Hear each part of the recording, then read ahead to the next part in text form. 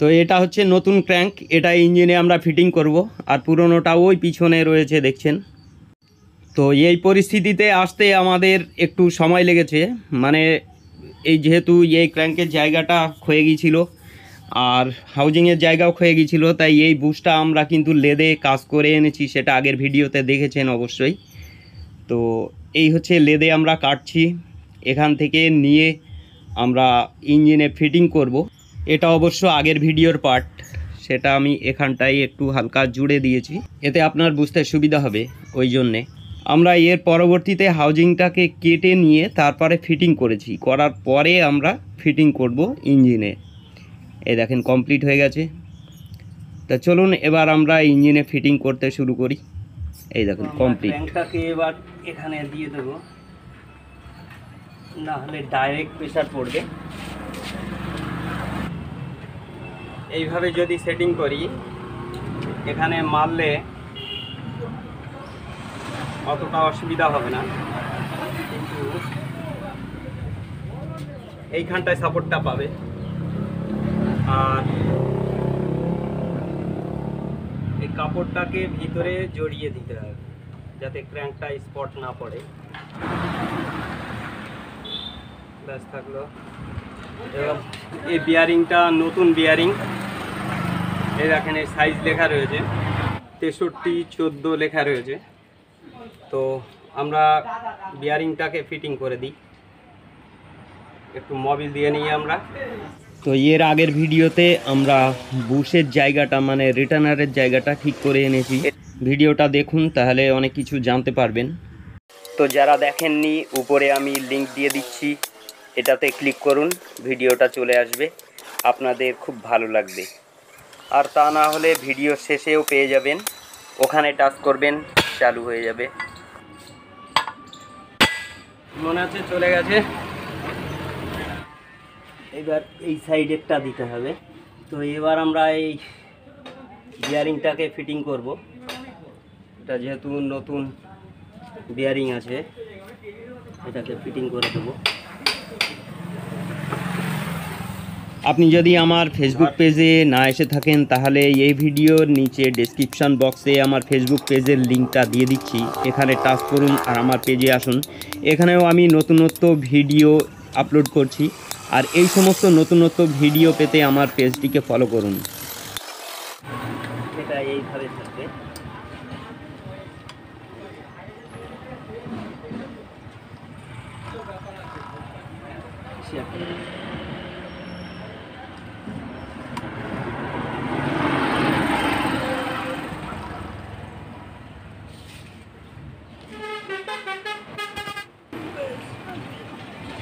তো এবার আমরা এই বিয়ারিংটাকে বডির সঙ্গে সেটিং করে নেব। তো একটু মোবিল দিয়ে দিতে হবে এখানে, আগে একটু মোবিল দিয়ে নিতে হবে।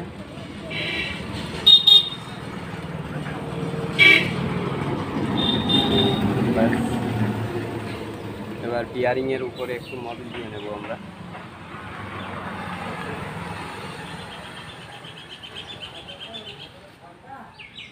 তো এটা সেটিং করে দিই।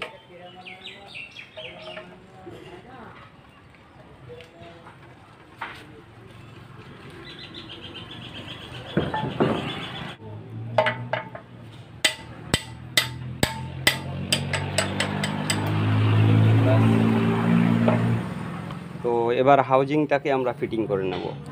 তো আমরা এবার এই মোবিলটাকে একটু দিয়ে দেবো এই বিয়ারিংয়ের গায়ে, যাতে ইজি যায়।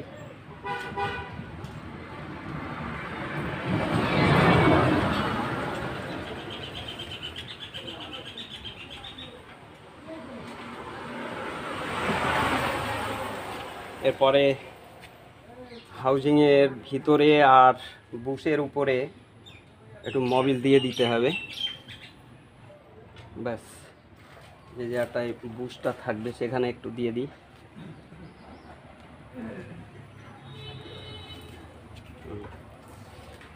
এবার হাউজিংটাকে ফিটিং করে দেবো আমরা।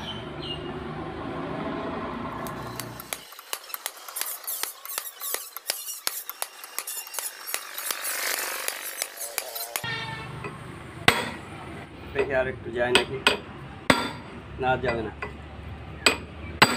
সাউন্ডে বলে দিচ্ছে।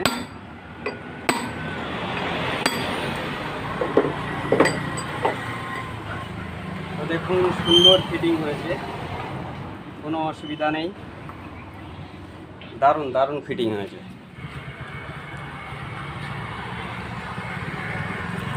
দেখিস আস্তে,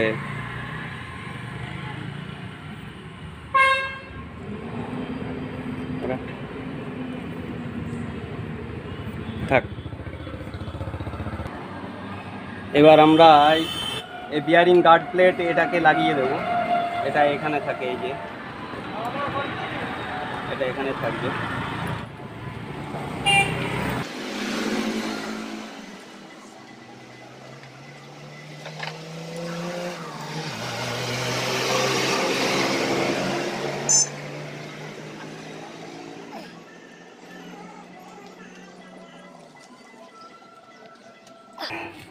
ব্যাস, এবার দু হাত দিয়ে দুদিকে ধর এই ক্র্যাঙ্কটা, হ্যাঁ ধর ভালো করে। হ্যাঁ ঠিক আছে, কোনো সমস্যা নেই, ঠিক আছে। তো আমরা ক্র্যাঙ্কটাকে ফিটিং করবো, তার আগে এবার মোবিল দিয়ে নেবো একটু।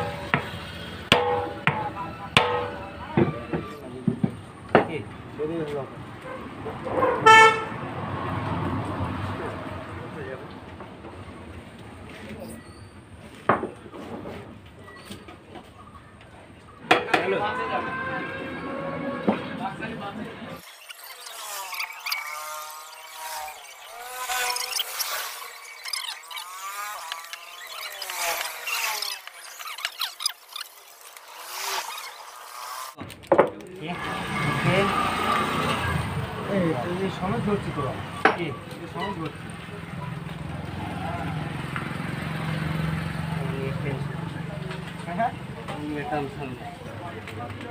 এবার অয়েল সিলটাকে আমরা ফিটিং করে দিই।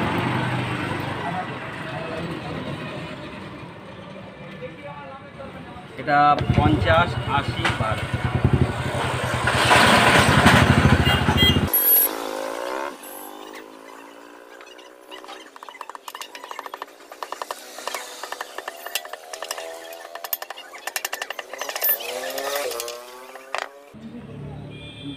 ব্যাস ঠিক আছে।